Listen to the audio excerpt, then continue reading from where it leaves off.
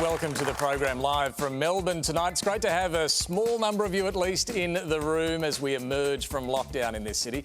Joining me on the panel tonight, restaurateur and social change advocate Hana Assafiri, businesswoman, philanthropist and the force behind the AFLW, Susan Alberti, radio broadcaster Tom Elliott, Shadow Minister for Aged Care Services Clare O'Neil, and in Canberra, the Minister for Veterans Affairs and Defence Personnel, Darren Chester. Please make them all feel welcome.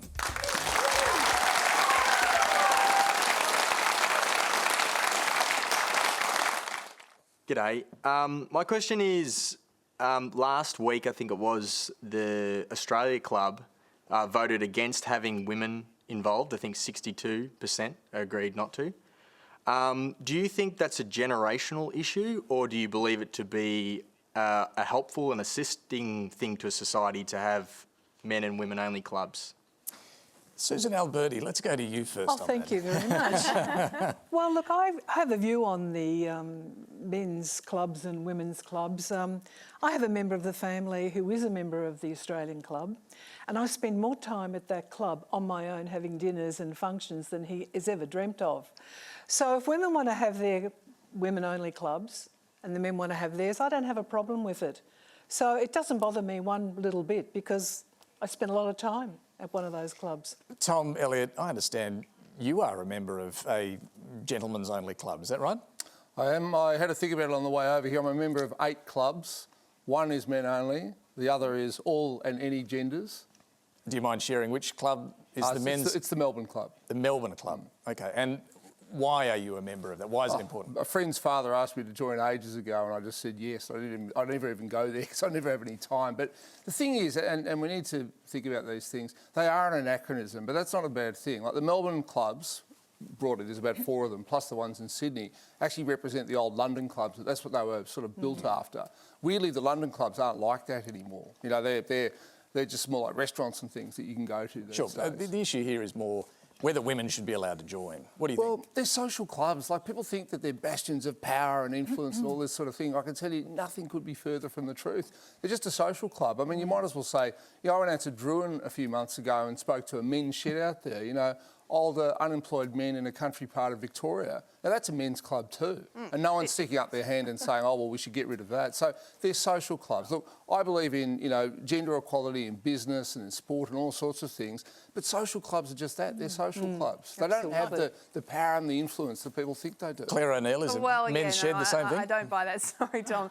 I found this debate just totally amazing that we're still talking about this in 2021. And I actually have a lot of trouble understanding the mindset, Tom, and I'm very interested to hear your reaction. Why would men not want to be in the same space as women? And I actually find this almost a little bit funny that there's this club and there's all these kind of what feels to me must be like sort of older men who, have a bunch of privilege that they didn't earn, probably don't deserve. And here they are in this final space in society where they still get to feel like kings of the world. And I just think it's time to wake up, guys. Like, yes, but Claire, it may be argued, why do women feel the same way about their clubs? Yeah. Why are men not engaged with the women in their clubs as well? May be argued on the same way. Yeah, and I totally understand that. And that's why I don't think, we should kind of outlaw these institutions or anything like that. But I do think it's a little bit funny that these guys only feel comfortable in a space where they're around other men. And the difference between the men's clubs and the women's clubs is, of course, that we exist in a society where men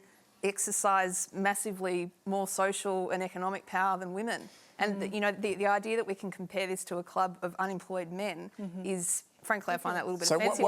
Sorry to say it, but you asked me about men's clubs. I'm just saying there are many different sorts of men's clubs.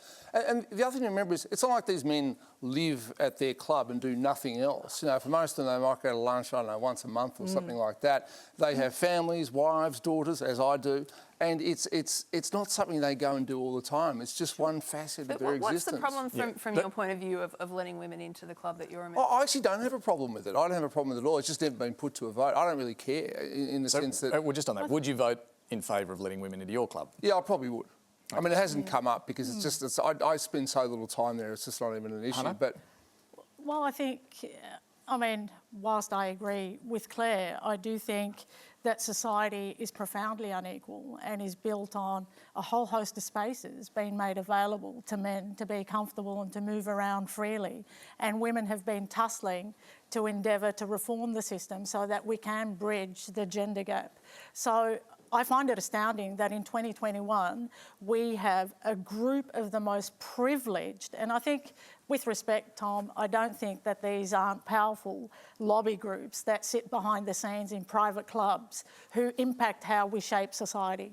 I dare to say the most powerful club in Australia who has voted unanimously or unequivocally to deny women access to power and privilege is telling. And I guess for me, curiously, I'd be curious to know who the membership is of that club, which political parties, which institutions and corporations they belong to, and what their public position is on women and on sexism. Are they prepared to publicly state that they endorse the sexist and the denial of opportunity and inclusion for women? I would argue that their public standing there's a dissonance between what they say publicly and what they do privately. And well, maybe, but two of the prominent members of the Australian Club in Sydney are former Prime Ministers. Absolutely. Malcolm Turnbull and John Howard. Well, absolutely. I mean, they're on the record as to what they believe about all sorts of things, and you can judge them on that. Sure, but these are the places and spaces where decisions are made. We shape societies in these spaces. Well, but on that, I would disagree. They're not the place where decisions are made. But why are we concentrating on the men's clubs? Why not talk about the women's clubs as well?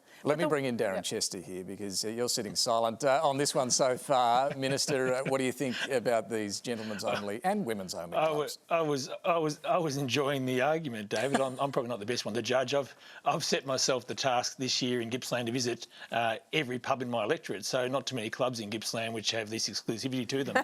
I do find it a little bit unusual and quite extraordinary, I guess, in the modern era that we would have clubs that would exclude people on the basis of gender and miss out on 50% of the population. When you think, look at the amazing women on your panel tonight, look at their bios. I mean, they've achieved great things in their lives already. Why wouldn't you want them as members of your club? But I do take Susan's point as well, that there's women's only clubs. I make the point though, Susan, one of the things we found here in regional areas that once we merged our football and netball clubs together, we actually got I think a better social atmosphere around our club with the netballs involved in the club, the mixing of the footballs and netballs, moderated behaviour a little bit, I reckon. And I think our footy and netball clubs have performed better as a cohesive part of community since we merged the two together. So, look, I'm not going to die in the ditch on this issue. It's not something that particularly excites the people of Gippsland, but I've got to say it's unusual in the modern era that you'd cut out your chance to get half the population to join your club. My father, who's just next to me today, for 2 decades has owned and operated restaurants in Melbourne. He is one of hundreds of thousands of small business owners who make up the backbone of our economy. However, the most recent lockdown saw his restaurants close abruptly and with meagre support financially from both the state and federal government. It left him feeling isolated and as if his usually incredibly supportive political system left him isolated and in the dust.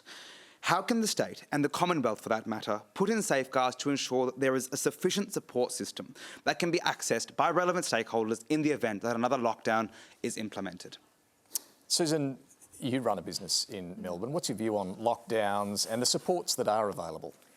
Well, I don't run a business as such. I'm a medical research foundation, so I support medical research, but I had been in private industry business for over 45 years in the building industry.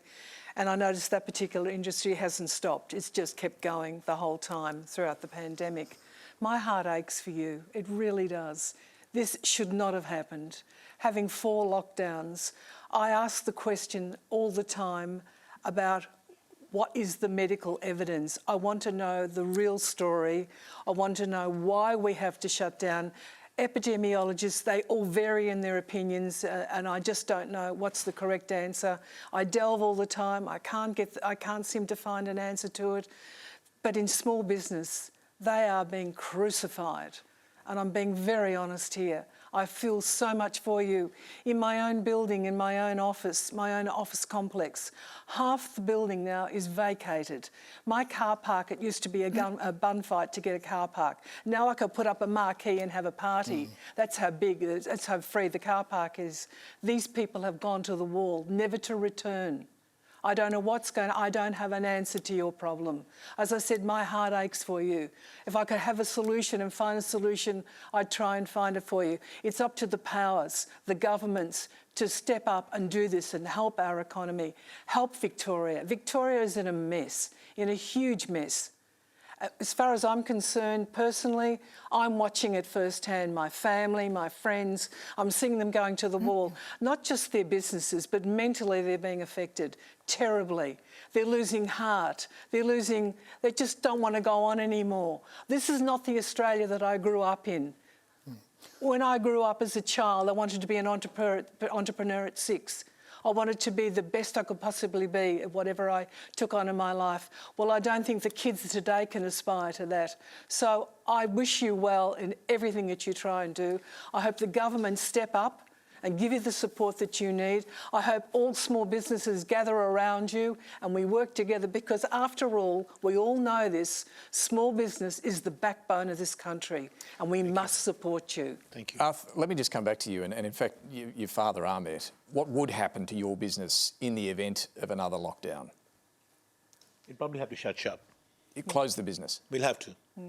We'll have to. There is, incidental costs in the city. There's a fair bit of money. My restaurant is in the CBD. Suburban restaurants, on the other hand, they have a lot more support from the locals because they can get to their 5-kilometre radius and pick up the takeaways and the deliveries. When city goes in a lockdown, it's a ghost town. Nobody comes out. Yeah. Today there's a rule that 25% people will come in. Tomorrow it'll be 50%, and then again day after it'll be 25%, or there'll be no people coming to the offices. People are now starting to get into the stage where they want to work from home. Yeah. So many offices in the city are vacant. I used to do this buffet lunch, which was packed. I can't afford to do that anymore. Prices are not going down. I still have to pay the same price. Yeah. Wages cannot go down. People have to make their way. Full-time staff have to be paid. There's no more JobKeeper. Where do we go? Well, Hana, let me ask you here, because you run the Moroccan Soup Bar in Melbourne. You've adjusted your business, particularly during the longer lockdown last year. Tell us what you've done, and is there advice to other businesses as to how they can pivot? I guess, there hasn't been a single individual that hasn't been impacted by this pandemic. This is a pandemic. It's a global crisis, and it has impacted and transformed every facet of society. So I think it's not just business, and I think business has suffered absolutely. And I also think there are the sole traders, there are the retails, the gyms, all those people that don't get an ear into governments and into rebuilding. So for us, the crisis hit. We were a vibrant business where at the heart and foundation of our business was circuit breaking disadvantage for women, so that the empowerment happened through employment. And when the crisis hit, like everybody in Melbourne and in Australia, we looked at our leaders. We looked at our leaders for a roadmap out. We looked at our leaders for instruction and direction. Nothing was forthcoming really early on. If you recall, there was a dissonance and a disconnect between the conversations that were happening overseas about the devastation unfolding, and we had Scott Morrison saying, let's go to the NRL. We had people talking about opening up and going to and having the Grand Prix. There were conversations that were disconnected with the reality of what was unfolding. And I think in a crisis, most of us looked at our leaders. We looked at our leaders to guide, to have a roadmap, to have some clarity so that we can build confidently. Now, for me, and certainly for our business, we then turned to the only people we could trust, which were the medical experts. They're the ones that enabled us to navigate and pivot around in a crisis that what was once an opportunity and support for women to keep them safe through employment became that women were kept safe at home. So we had to close our doors in the longest of lockdowns, the 4 months. So, and in that, I guess what we learned is there's a lot of noise. When leadership didn't step up, when our governments didn't offer confidence and clarity in a plan, that was filled by a lot of noise that became very divisive. Anti-Dan, dictator Dan, lockdown Dan, we're locking Melbourne versus Sydney. That kind of conversation didn't help community, didn't instill confidence, didn't give us a plan. So for us, listening to the science and in that crisis, turning it around and looking at what we've learned. And yes, Susan, to your point, yes, we did come up with a vaccine in a year, but that's because people work together. Scientists work together, Men and not women. against each other. That is because across the globe, and we are better when we work together. So we've learned that, and we've learned that community cohesion, we have. Yes, it brought out the worst in human attributes, in people who pocketed the money, like Harvey Norman and whoever else. But it also meant that extraordinary community support came out and rallied behind causes and businesses and supported people that got nothing from governments. The decision by Mr Hawke to exercise ministerial power and allow the Murugappan family to live in community detention temporarily while 4-year-old Thanika receives medical treatment is one that has reinforced there's no pathway to a visa, but it's been cited that there is showing appropriate compassion. Why is appropriate compassion only shown in life or death circumstances? Darren Chester? Well, thank you, David, and thank you for the question. And I guess compared to the rest of the panellists tonight, I'm in the most difficult position as a member of the executive, a member of cabinet, and I don't want to say anything that's going to particularly jeopardise the family's situation in terms of further avenues for appeal they may have open to them and further court proceedings I understand could be underway. There is no shortage of empathy or compassion amongst the Australian people or amongst the parliament on both sides of the House in terms of the situation the family has found themselves in. But the point I guess I want to make, without going down to specific details of this case, David, is that our nation does play a very big role in terms of providing visas for people who are deemed to be refugees or in need of protection. In fact, over the past decade, we've provided 168,000 protection visas. So it's not as if Australia doesn't provide visas for people who need that protection and when they need it. Now, I don't want to get into the details of the case because I understand there are some more proceedings. But well, I think we're still able to talk about the case. And the question really goes to why is compassion only shown now when it becomes a big public and political issue? Was it compassionate to keep this family with 2 young girls on Christmas Island for nearly 2 years? Well, at this point, David, the point I was trying to get to, at this point, going through all the legal channels available to them in Australia, the family had not been identified or recognised as refugees or warranting the protection visa that they sought. So they weren't identified, and there have been other families. Does that mean they have to go to Christmas Island? Well, other families and people, individuals who came as unauthorised arrivals to our country in the past who have been returned to Sri Lanka, and that has been a process that has been underway now for many years. Now, it is an area of public policy that is not without an enormous amount of complexities. I know, David, you're aware. You were a press gallery journalist, as I was a backbencher in opposition during the time where we had 50,000 people arrive on boats on Australian shores, and tragically, at that time, 1,200 people died trying to make the journey. And so that's why this family has to spend 2 years nearly on Christmas Island, is it? No, David, I'm not. It's not about punishing people or anything like that. What I'm trying to say is the settings you put in place at a federal level around border security to regain control of your borders then allows the government to do its share of the heavy lifting around resettling refugees and people around the world who find themselves in dire circumstances. And Australians are a fair nation. We're a compassionate nation. We do our share in terms of resettling people who are in need of that protection. But we have to have an orderly system, or the whole chaotic scenes we saw, about 10 years ago now, 8 years ago, will return. And there is nothing compassionate, David. I want to really stress this point. There is nothing compassionate about a system that allows people to die at sea, that allows people smugglers to take control. And as a Veterans Minister, I have met with family members who have lost a loved one, who worked on border protection, who were traumatised by having to retrieve bodies from the sea. And now these are really difficult issues. I don't pretend otherwise, and I understand that there are strong emotions about it. As a local member, I've had dozens of calls to my office, as I'm sure Clare has. If the minister involved can work through the process and the legal structures he has available to him and get a positive result, I think Australians would be... What's a positive result? I want to move on, but what's a positive result? You mean they should be allowed to stay? Well, David, the problem I have in making any comment is there has to be, if there is a result for the family that can be a legal avenue that they fulfil the obligations put in our legislation, and then that can be repeated for other families in similar situations, then that's the process we have in place. And, it is a very sad and difficult issue. Clare O'Neil, Labor's said they should be allowed to return to Billawheeler.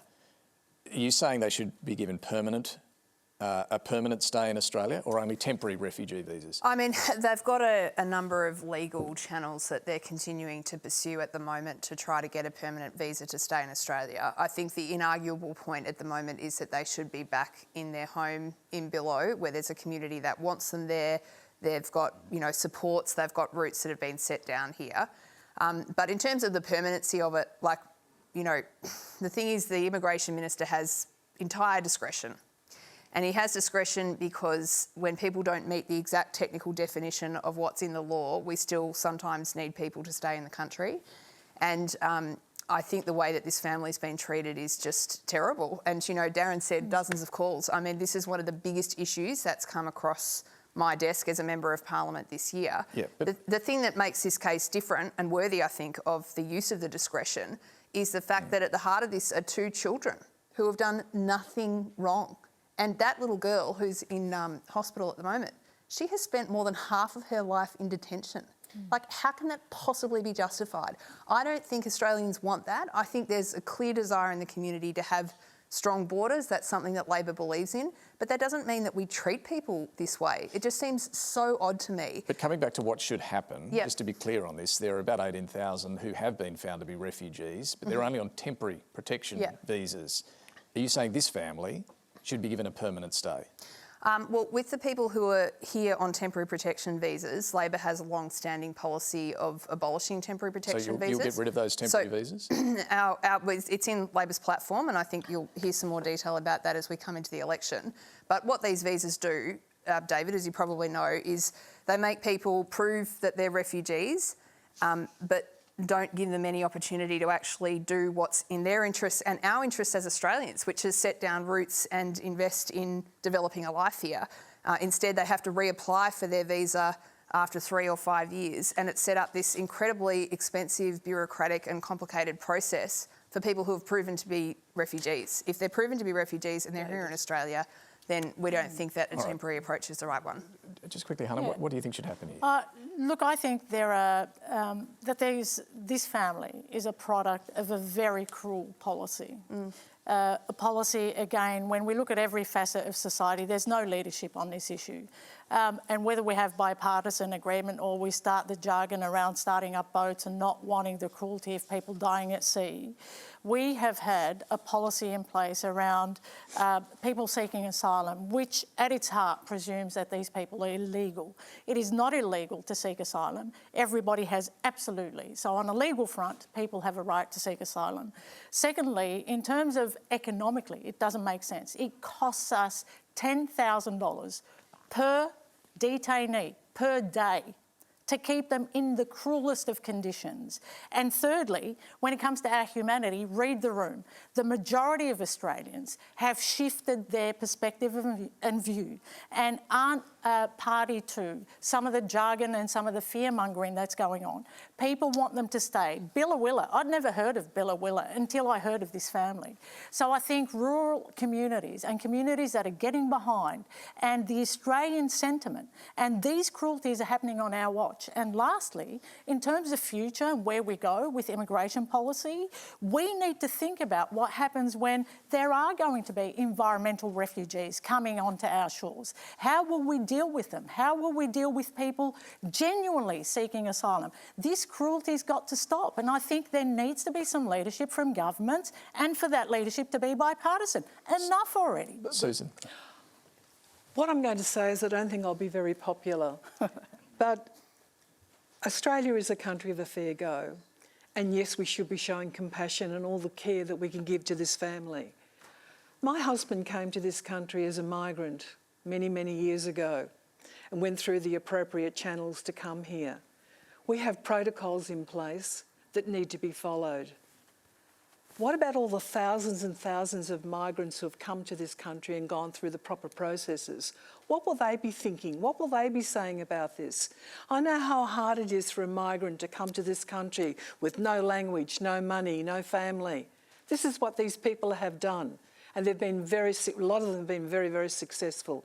Yes, my heart aches for these people that we should be showing them compassion, this family right now. And I know Australia will do that, and our government acknowledges that. But what about all the migrants that have come to this country and that have followed the appropriate protocols just to get to this great country, Australia, and enjoy the benefits that we have to offer to all Australian citizens? I know I won't be popular in saying this, but they're my thoughts on the matter. Tom, there has been clearly a lot of public sympathy and support for this family in particular. What do you think should happen? Look, I just think we apply the rules. The rules have been hammered out. We've had this debate so many times. We had, years ago, Labor had a different position on people coming in boats, as it was mainly then, and that was very much on our TV screens. And the coalition said, no, we're going to change this. And then Labor said, yes, we'll agree, we should change it. And now we're having another debate. And this whole thing about reading the room and whatever, it's like being at the Colosseum in ancient Rome, thumb up or thumb down. We don't want a system based on that. These children look lovely, and I'm sure they are, but is that how we are going to judge migrants? To have everybody being paraded in front of us and we decide which ones we like and which ones we don't. We have rules for a good reason. We've hammered them out over years and years and years of seeing what happens when we have different rules and what works and what does not. Just apply the rules. It's like the law. It should apply equally to everybody. If these people are genuinely refugees, they stay. If they are not, they go back to Sri Lanka. It's that simple. It doesn't need endless debate because we've had it before. My question is for the panel. As a nation, we claim to have made so many inroads with providing equality for both men and women in sport. However, Olympic athlete Maddie Groves is yet another woman unable to receive adequate support by a sporting body and has put her career in jeopardy in order to try and earn justice. Why haven't Swimming Australia established sufficient processes to truly aid Maddie against misogyny and allow women to feel safe in their work environment? Susan Alberti, you're a trailblazer when it comes to women's AFL in particular. Can you understand why Swimming Australia didn't have better processes in place, or do you think they have handled this appropriately? When I first read about that happening, I thought to myself immediately, that was disgusting, unacceptable. And there should have been an inquiry, or they should have looked into that matter immediately. But I really haven't heard much about what's gone on, what the inquiry's been all about. But it's like everything in sport, with women in sport. I constantly say this, and I think I'm boring actually when I say women don't want to be superior to men. They just want to be treated as equal. And you're highlighting something that is happening right across women in sport.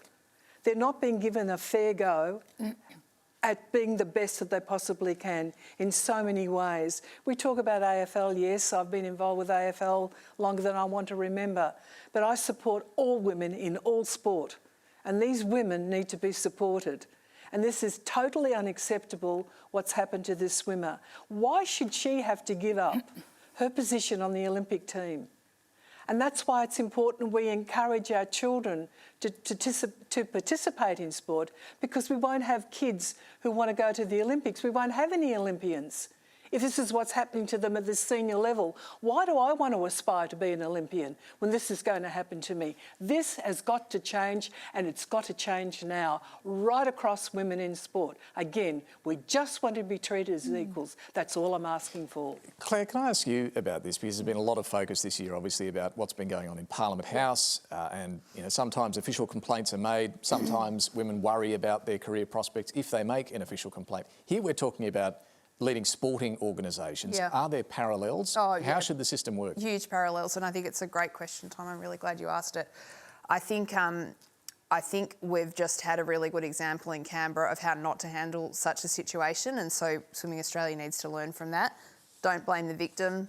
Don't push the responsibility for change onto the people who are the victims of the problem. Don't pretend that they're a few bad apples when it's clearly cultural issues within the organisation. And for God's sake, the leaders need to take responsibility of the culture that's flourished, because they're the only ones that can actually fix it. So we saw all these things go totally wrong with the Brittany Higgins incident that occurred in Canberra and unfortunately continue to this day. I would say with Swimming Australia, this is an organisation that's close to the heart of every Australian. We are so proud of our swimmers in this country. They can show us how to do this properly, and I really want to urge them to do that. I think the initial sounds out of Swimming Australia, to be frank, haven't been too positive. They seem to be pushing Maddie Groves to say, well, you've got to provide us with details of these allegations. Like they have now set up an independent commission to look at this. Yeah, which is good. But I think it's noteworthy that that's the default setting, isn't it? When women come out and complain and try to raise these things, the default setting is, we don't really believe you. Now it's your job to convince us that this Claire, is a it must be problem. done now, not pushed aside all the time. Yeah. Oh, wait for another day. Well, I've had enough of that. Yeah. Talk is cheap. Let's make it happen now. Yep, I totally agree with you, Susan. I just think that there's an iconic organisation at the heart of this. They can set an example for the rest of the country, and I hope they do Absolutely, it. Claire, I agree with you. That is all we have time for. Would you please thank our panel, Hana Assafiri, Susan Alberti, Tom Elliott, Clare O'Neil and Darren Chester. He's not an epidemiologist.